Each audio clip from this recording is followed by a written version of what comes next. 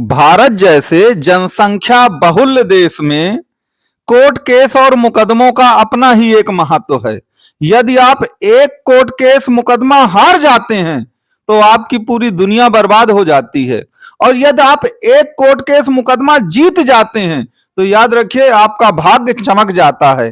तो आज की इस वीडियो में हम देखेंगे कि आखिरकार हम अपना कोर्ट केस या मुकदमा क्यों हार जाते हैं। कुंडली में या ज्योतिष में ऐसे कौन से कारण हैं जिसके कारण हम अपना मुकदमा हार जाते हैं, और हमको ऐसे कौन से उपाय करने चाहिए ज्योतिष के अनुसार जिसके कारण हम अपना मुकदमा जीवन में कभी भी ना हारें। तो मित्रों, सबसे पहली बात एक चीज याद रखिएगा कि हम मुकदमा हारते क्यों हैं। तो मुकदमा हारने का जो सबसे पहला कारण है वह है हमारा बुधदेव। क्यों?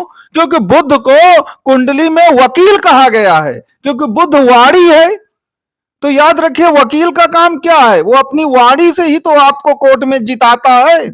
तो यदि आपकी कुंडली में बुध जो है नीच राशि में बैठे हैं या बुध 12वें बैठे हैं तो याद रखिए बुध कमजोर हैं। अब बुध कमजोर हैं तो आप गलत वकील का चुनाव कर लेंगे, और गलत वकील का अगर आपने चुनाव कर लिया तो चाहे आपका केस जितना भी मजबूत क्यों ना हो, याद रखिए फिर उसमें हार मिलनी ही मिलनी है। तो सबसे पहली बात को याद रखिएगा कि आपको कुंडली में बुधदेव को अच्छा बनाना है, मजबूत बनाना है। अगर बुधदेव सही हैं तो याद रखिए कुंडली में फिर सब सही हो जाएगा और आप कोर्ट केस नहीं हारेंगे। तो अब आप कहेंगे कि महाराज ये बुधदेव ठीक कैसे होंगे।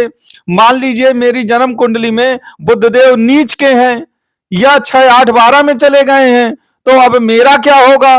तो उसका एक उपाय यह है कि जब भी आप अपने कोर्ट केस के लिए वकील का चयन करें तो आप ये देखें कि गोचर में बुधदेव कब मिथुन या कन्या राशि के आएंगे। जब भी मिथुन या कन्या राशि के गोचर में बुधदेव आए तभी आप कुल मिलाकर के अपने वकील का चयन करें। उस समय आपको एक सही वकील की प्राप्ति हो जाएगी जो आपको मुकदमा जिता देगा। लेकिन फिर आपका दूसरा प्रश्न होगा कि महाराज हमें वकील की जरूरत आज है, कोर्ट केस अभी होना है, अब पता नहीं बुधदेव कब मिथुन के आए, कब आखिरकार कन्या के आए, तो हम तब तक कैसे इंतजार करेंगे 2-4 महीने।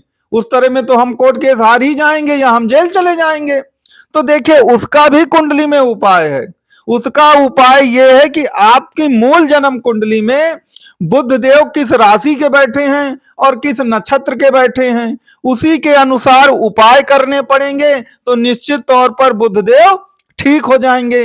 अब किसकी कुंडली में बुधदेव किस राशि के हैं, किस नक्षत्र के हैं, ये हमको मालूम नहीं है। तो इसके लिए आप दिए गए नंबर पे व्हाट्सएप करके या कॉल करके आप ये बता सकते हैं कि आपकी कुंडली में बुधदेव कहां पर बैठे हैं, किस राशि पर हैं, किस नक्षत्र पर हैं। तो उसके अनुसार आपको उपाय बताया जाएगा जिससे आप एक सही वकील का चयन कर सकेंगे, क्योंकि वकील ही होता है जो प्रथम सीढ़ी से लेकर अंतिम सीढ़ी तक में आपको कोर्ट केस जिताता है।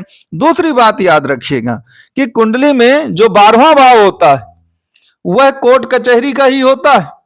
तो अगर 12वें भाव पर ज्यादातर ग्रह चले गए हैं या खास तौर पर वो ग्रह चले गए हैं जिनकी वर्तमान में महादशा या अंतरदशा चल रही है, तो भी कोर्ट केस हारने के बहुत ज्यादा चांसेज होते हैं। क्योंकि आपको मालूम है ना 12वां ग्रह जो भाव है आपकी कुंडली का वो अपव्यय या नुकसान कहलाता है। अब 12वां भाव कोर्ट कचहरी भी कहलाता है, तो मुकदमों से आपको नुकसान हो सकता है। तो अगर आपकी कुंडली में इस समय मान लीजिए शनि की महादशा है और बृहस्पति की अंतरदशा है, और आपका शनि और बृहस्पति दोनों मान लीजिए 12वें भाव पर ही बैठे हैं, तो फिर याद रखिएगा वहां पर मुकदमेबाजी जो है ना आपको नुकसान पहुंचा सकती है। तो उसके भी 2 तरीके हैं। अब आप कहेंगे उसके क्या 2 तरीके हैं। आपकी कुंडली में जो ग्रह राजयोग बनाता है, अब देखिए हर कुंडली में राजयोग अलग अलग ग्रह बनाते हैं। अगर मान लीजिए आप मिथुन लग्न की आपकी कुंडली है तो उसमें शुक्र बनाएगा, सिंह राशि की कुंडली है तो सूर्य और मंगल बनाएंगे, मान लीजिए वृष राशि की कुंडली है तो शनिदेव बनाएंगे राजयोग। तो जो ग्रह राजयोग बना रहा हो, जब गोचर में वो ग्रह उच्च का आ जाए या आपकी प्रत्यंतर दशा में वो ग्रह आ जाए, तभी आपको मुकदमेबाजी का रिस्क लेना चाहिए। अन्यथा सबसे बढ़िया उपाय आपके लिए यही है कि अगर उस पर समझौता हो सके तो आप समझौता कर लीजिए, क्योंकि समझौते के कारण भी मान लीजिए कि आपका काफी कुछ आप अपनी इज्जत को बचा सकेंगे। लेकिन जब समझौता ना हो पाए, अब पता चलो उसमें लड़ना ही पड़े, तो देखिए 12वें भाव पर जो भी ग्रह होते हैं उनसे संबंधित आपको उपाय कर लेने चाहिए। अब अगर इस वीडियो में हम उन उपायों की चर्चा शुरू कर देंगे तो वीडियो बहुत लंबा हो जाएगा।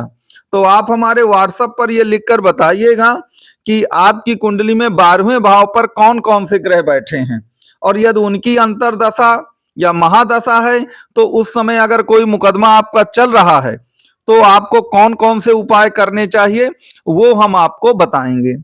जो तीसरा सबसे बड़ा कारण होता है मुकदमा हारने का, वो होता है कुंडली में मंगल, शनि और राहु, इन तीनों की युति हो जाना, अर्थात एक साथ बैठ जाना, या तीन में से दो ग्रह अगर एक साथ बैठ जाएं, मंगल और शनि एक साथ बैठे हों, या शनि और राहु एक साथ बैठे हैं, या राहु और मंगल एक साथ बैठे हैं, अगर इन ग्रहों का आपस में मिलन होता है आपकी कुंडली में, तो याद रखिए हमको कोर्ट कचहरी में कौन आखिरकार फंसाता है?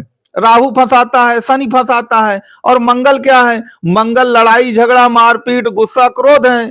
तो उसी में तो ज्यादातर कोर्ट केस होते हैं हमारे अभिमान के कारण। तो यही तीनों ग्रह जो होते हैं वो जिम्मेदार होते हैं।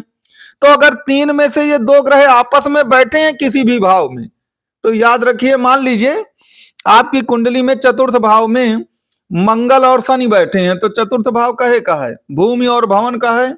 जिनकी भी कुंडली में चतुर्थ भाव में शनि और मंगल बैठे होते हैं, ज्यादातर भूमि से संबंधित मुकदमे जो हैं उनके जीवन में बने ही रहते हैं, और सारा जीवन उनका निकल जाता है इन्हीं मुकदमों को लड़ने में।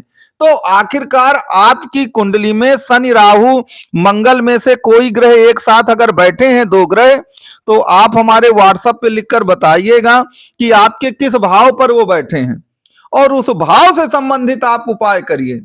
तो निश्चित तौर पर आपको मुकदमों में विजय जरूर प्राप्त होगी। तो मंगल शनि राहु अगर आपकी कुंडली में तीनों ग्रह एक साथ विराजमान हैं, या तीन में से दो ग्रह एक साथ विराजमान हैं, तो आपको मुकदमों का सामना करना पड़ता है। तो बंधुओं, ये मेन कारण थे मुकदमे के।